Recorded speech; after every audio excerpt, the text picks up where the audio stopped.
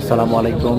এই সবুজ গম্বুজের নিচেই হজরত মোহাম্মদ সাল্লাল্লাহু আলাইহি ওয়াসাল্লামের রওজা মোবারক। মসজিদিরা সামনের একটি গেট দিয়ে প্রবেশ করে রওজা মোবারকে সালাম প্রদান করে এই গেট দিয়ে বেরোচ্ছেন। পাশের এই 40 নম্বর গেট দিয়ে রিয়াজুল জান্নাতে প্রবেশ করেন মুসল্লিরা, যাকে জান্নাতের একটি বাগান বলা হয়।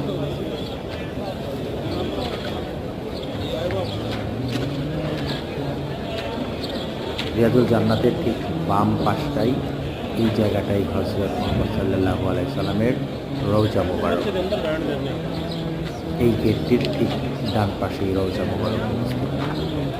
মহান রাব্বুল আলামিন আমাদের সবাইকে মসজিদুল নববীতে যাওয়ার তৌফিক দান করুন এবং হজরত মোহাম্মদ সাল্লাল্লাহু আলাইহি ওয়াসাল্লামের রওজা মোবারক জিয়ারতের সুযোগ দিন। আমিন।